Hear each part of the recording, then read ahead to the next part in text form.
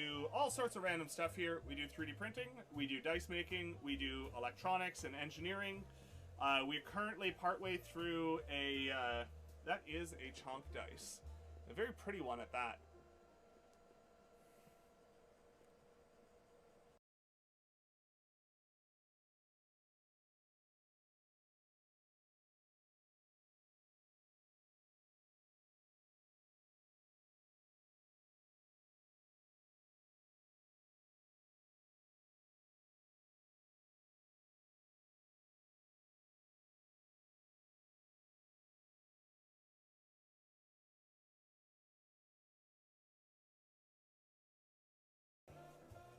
So outside of this, the problem is they can oftentimes feel a little lackluster, especially in low levels. And given that this is a fairly low level campaign, we're like 2 years into it and we just hit level 7.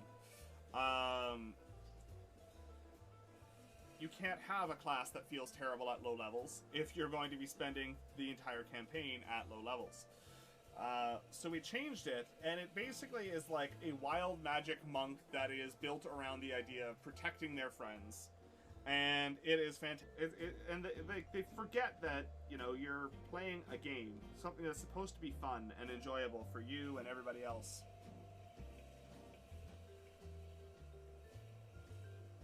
Like, we're all gathered around a table talking about make-believe characters and rolling random pieces of plastic to get numbers and figure out what we're doing, right? Like, it's not a big deal. Really isn't. And it shouldn't be. The DM was not very good. They didn't really know what they were doing. And they just had the book open and were reading from it. And you could tell that they never actually read the module ahead of time, because they also had a reading voice when you could tell that they were very clearly reading out of the book. And we made a point of saying, like, oh, hey, you know, like, because they claimed that, you know, oh, the players do whatever they want and things go crazy and everything like that. And we're like, yeah, but dude, you've been playing this, like, by the book. It's like, oh, no. I've homebrewed the shit out of this campaign. They're like, you do realize we have the book open in front of us, right? Oh, well, and had a revolver that they weren't proficient in. That sounds super fun. We just recently fought a big boss in our Wild Beyond the Witchlight campaign, which was a lot of fun as well. And the party really did a fantastic job of divide and conquer, where my player spent the entire time destroying the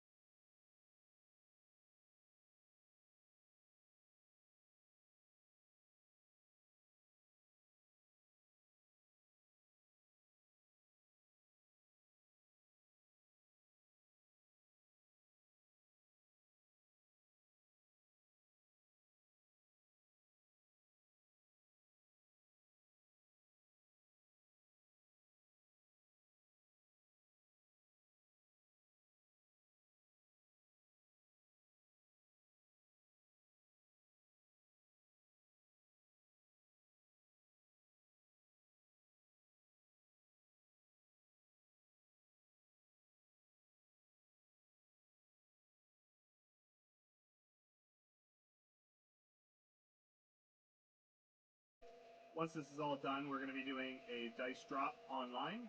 We're just going to have to go through and do all the photography and see what's still left in the shop when we're all done. We try not to drop everything all at once, partially because a goblin paladin who wore like rotted out vestments over some really shiny plate armor he had stolen off a corpse, and it was a very fun character to play. Because one of my big things I always maintain is if you're running a new game, running a game for new players, you never want your players to feel like they can't be ridiculous. As a result, you want somebody who's going to be the most ridiculous person at the table. And it gives everybody else the permission to be silly. So, as a result, you had Chonk, who spoke with a really, really squeaky voice, right? Like, winning is everybody having fun. You can beat a combat, but you can also lose by beating a combat if everybody was so bored the entire time nobody cared. You know, and I know that that Theo mentioned that last night, that they'd recently done a combat and they were so bored because they spent half an hour smashing against a zombie and it was a foregone conclusion. Move on. We roll dice to figure out if something is or isn't going to happen. If there is no probability of something not happening, then just move on. You guys smash the zombie's head in. Oh, you know, it had 100 health left? Actually, it only had 1. Congratulations. How do you want to do this? Fireball's a little bit horrific in their view, but they're all about manipulation and illusion and stuff like that. So they asked me if we could reskin Fireball to be psychic instead. And there was, you know, so there was the question of like, can we make it a different damage type? Because doing fire damage isn't really what my character would do. And to, I can't remember which way it went first, but basically at the end of the day, the joke was that it was a character, Mas Ombrou. Very much homebrew. And our goal became trying to get them to say Ombrou on stream, and we actually managed to make them do it, which was phenomenal and hilarious because they were not a very nice person. They were a bad DM, and basically shortly after that campaign ended, they pretty much saw themselves out of every possible community, which was hilarious. So yes, Ombrou is what, if that was home, sandpaper creates a really gross paste.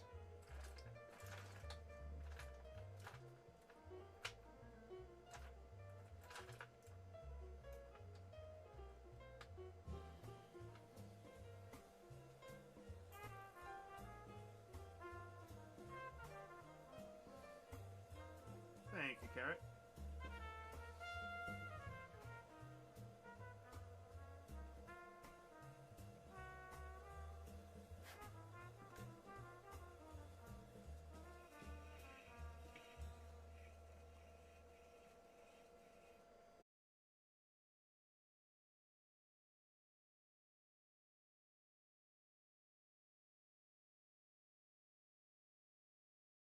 Okay. We will get there.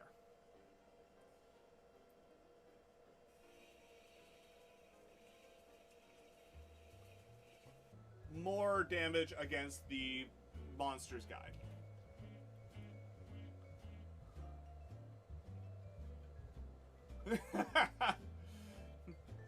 Thanks, Ariel. Welcome in. Lovely to see you. We're sanding dice today because we've got an in-person sale on the weekend.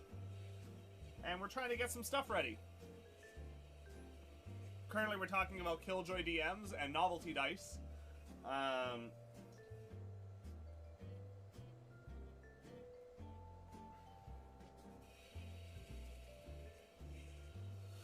But yeah, like, so the thing is like, my player asked me if they could reskin Fireball to be psychic damage, and if you look, you know, from a sheer statistics standpoint, an active project in,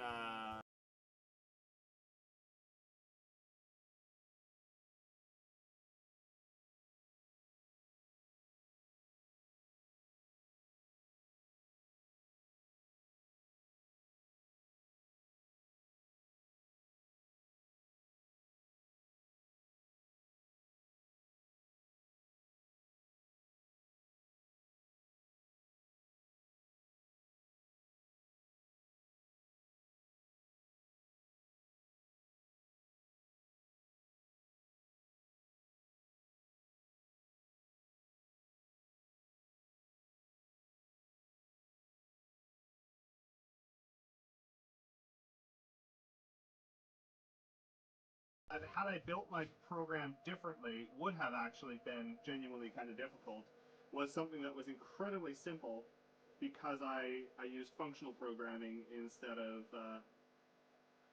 you know, I did everything through functional blocks, splitting it out because it was, even though those functions were very, very short, but in this case, I had one function for turning the set LED red, one for turning it green, and one for turning it off. Instead of having all these, you know, individual write commands, I just called the appropriate LED function. So all I had to do was drop an if statement of like, hey, if the battery isn't good, stop blinking green and just do the same thing you were doing, but red. And yeah, that worked out nicely. Finish off this monster. Describe it for me. Whatever. Carolyn actually has a TPK to her name. I don't. To be fair, Carolyn's TPK is a danger room simulation of basically a friend came to Carolyn and went, hey, I know you want to run more combats. We need to learn how to play together as a team. We'd love if you could run a combat for us. And Carrot set up a fairly... a difficult but manageable combat as long as they were playing well. But they kept the creature in question, I believe it was the Shardland Dragon that Carolyn enjoyed fighting, so explode midair, and the two pieces came down, the front half and the back half. And basically, like, the front half was the head that couldn't move around but had you know, the beam attack and the aura and that kind of stuff. And then the body didn't have the beam, didn't have the aura, but it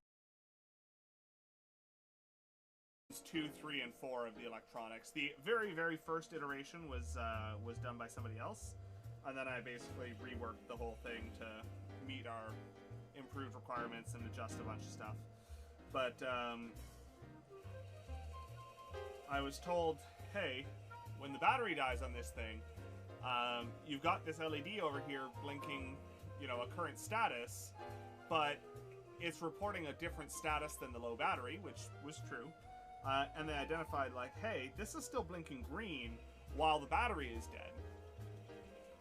Can you change that so that... Whoa. Songs of the Spellbound Sea.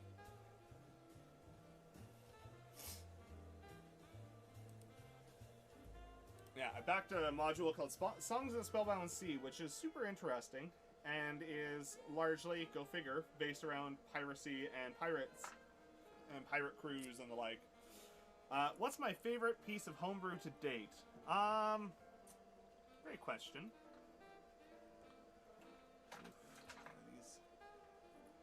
Those are a little lifted. I did not push that lid down hard enough. That one's better.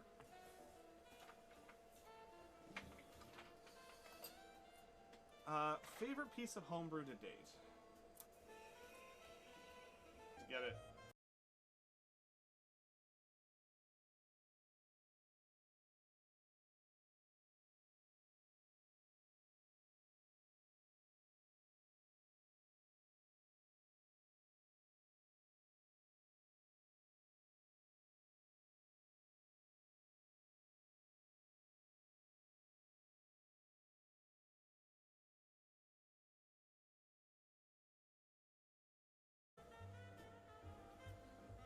appreciate the heads up.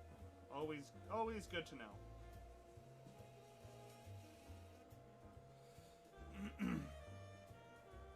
I recently backed a new 5e module though that I'm looking forward to. It was called. Oh, of course that's not open. One moment. Let that load real quick. Oh, of course you're installing updates. Okay, well, I'll tell you what it was in a. Maybe I can get it on my phone.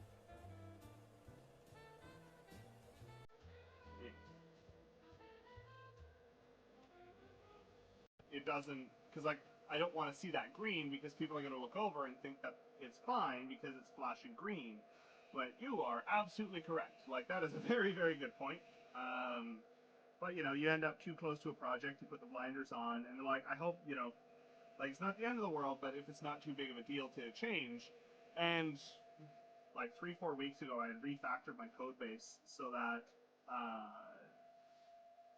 to change everything over to proper functions and all of that.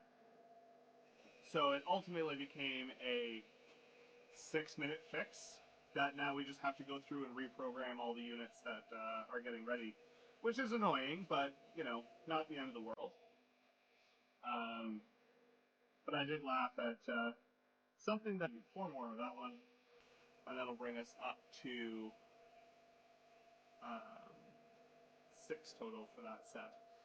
I have 16 of them, but some of them have really lifted faces, and I want to actually evaluate, and I would rather get some polish so Carrot could do some inking and exploring colors and the like.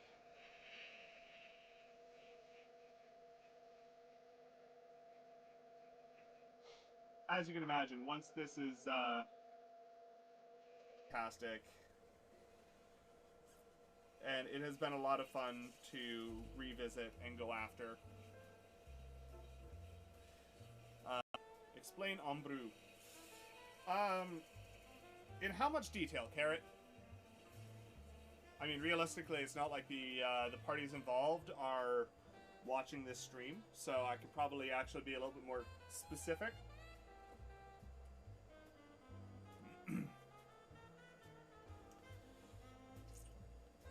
So, basically, a friend of ours was in a D&D campaign that was being streamed.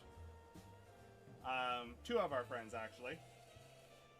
One of them ended up dropping out of the campaign for very good reasons. But the other hung around, and it was a painfully bad campaign. Well, I guess that means that you you AFK for 5 minutes and missed a bonk.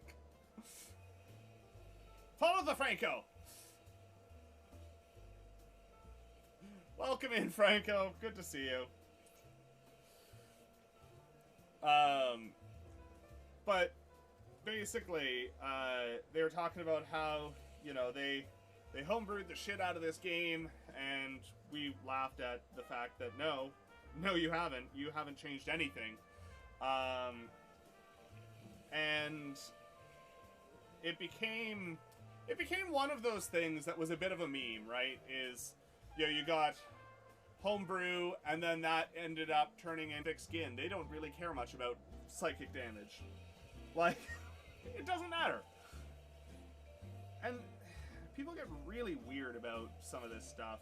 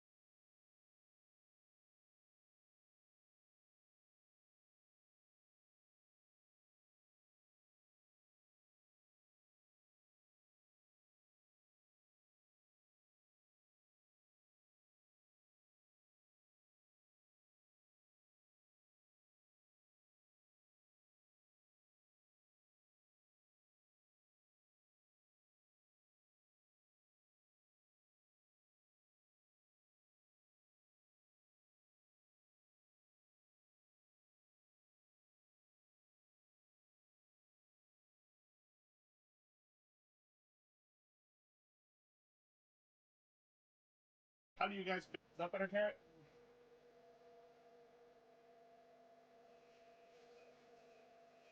I'm not surprised the music was a bit loud. I'd actually turn it up a bit so I could hear it, but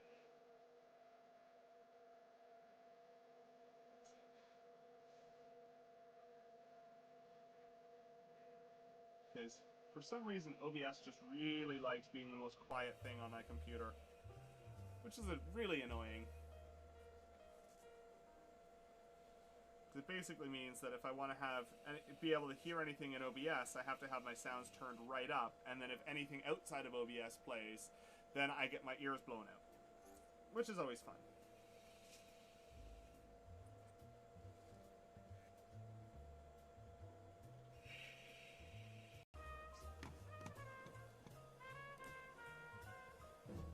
Oh, thanks, Nightbot. Really appreciate that. Good job.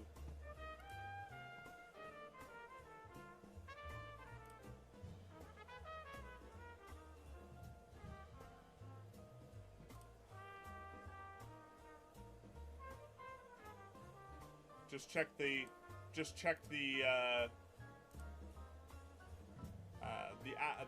the users list, and I see you. I see you there.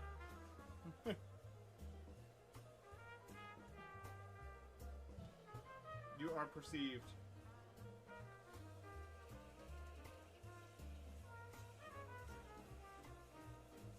No, not Franco.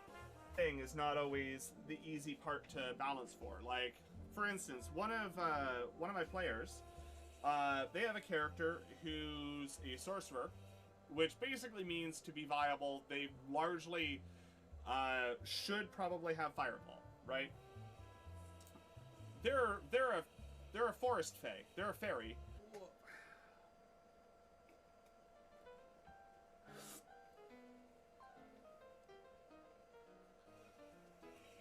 At a lovely.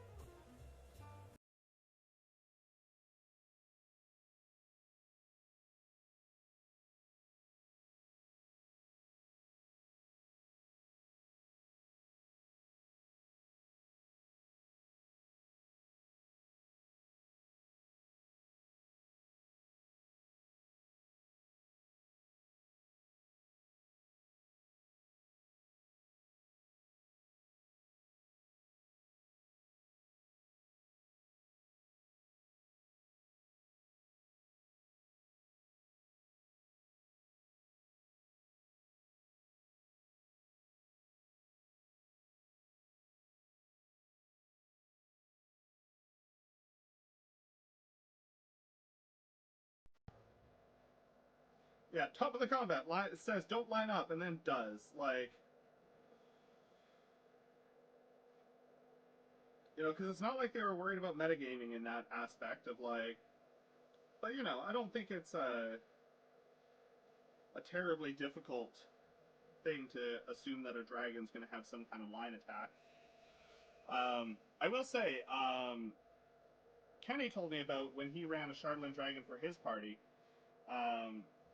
and I actually thought it was really interesting because basically they were beating the snot out of the dragon, having a good fight, and he basically went, you guys are a little over leveled for this, so I want to see what this actually looks like. And he had the dragon take off at a little win today, which was we're getting ready to ship a new product that I did the firmware and version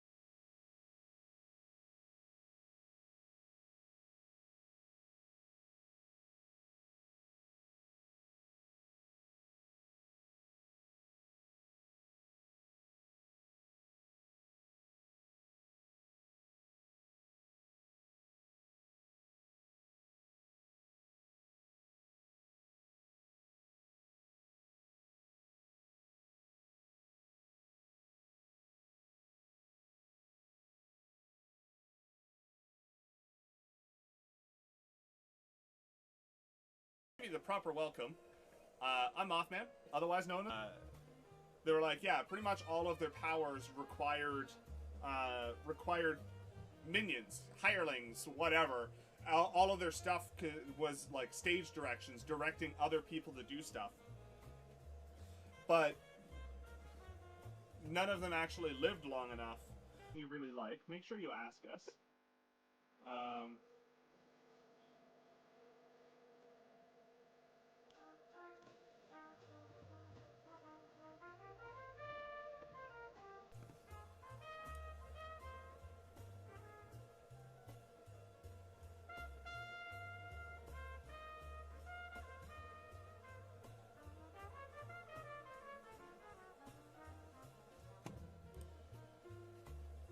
Absolutely, head off, take a nap, no worries at all.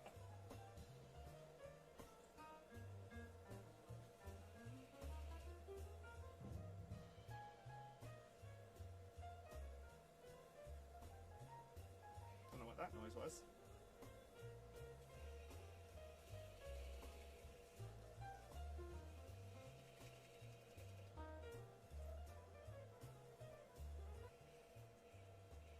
Yeah, I need to, like, I think right now it's like 2 millimeters deep, and I need it to be like a 1/4 millimeter deep.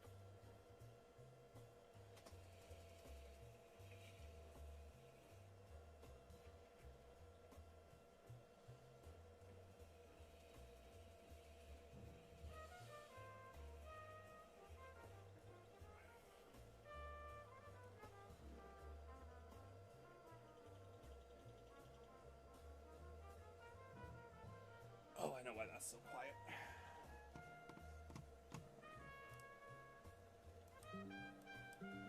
No. Weird.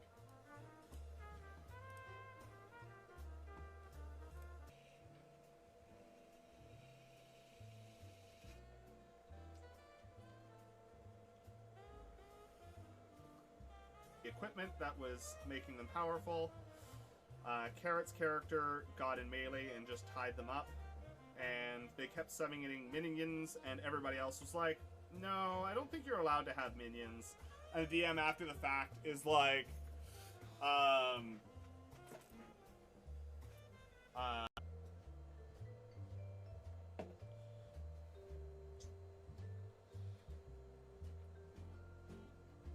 I want to work with my players so that they have the most fun possible.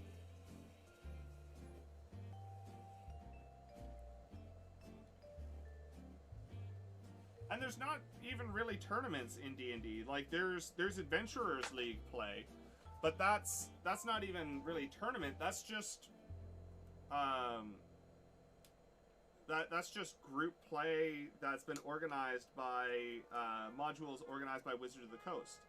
And those modules suck, I would like to say. They're terrible, and I never want to run one or play in one. But like, there isn't really it is a fairly big balance change because fire is resisted by the most creatures in the game, right? As a result of that, that means that on average they will do more damage to any given random monster in the game, which seems like a potentially big deal. However, I don't know about your games. I'm not pulling random monsters from the from the monster manual. I'm not grabbing random monsters. I'm creating my encounters. So it doesn't matter what random monsters or any aggregation of monsters is resistant to. And also, I make the rules. Guess what? That ancient dragon, yeah, they were bullied as a kid and to do anything because they had to rush up the stairs to get into the room, at which point that was going to be the end of their turn. And then we started pulling some really crazy stuff to be like, okay, so some AoE stuff? AoE? Yeah, great, awesome, lovely. And just absolutely destroyed them. So the DM had a rough time that one, but that was fun for us.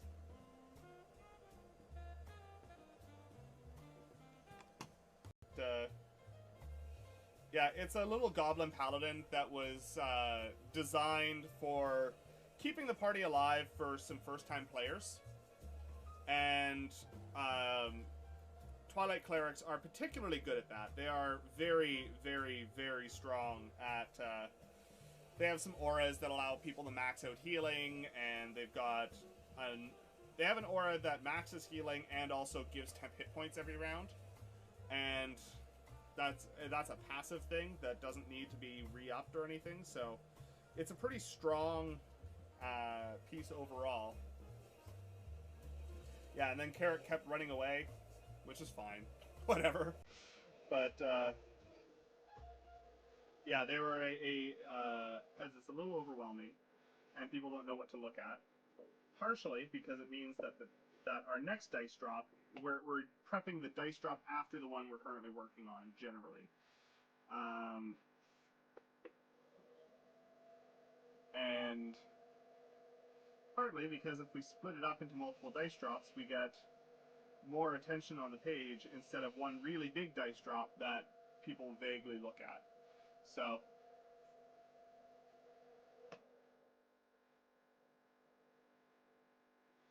we'll be doing a dice drop. It probably won't be the full, complete totality of everything we have. So if you see something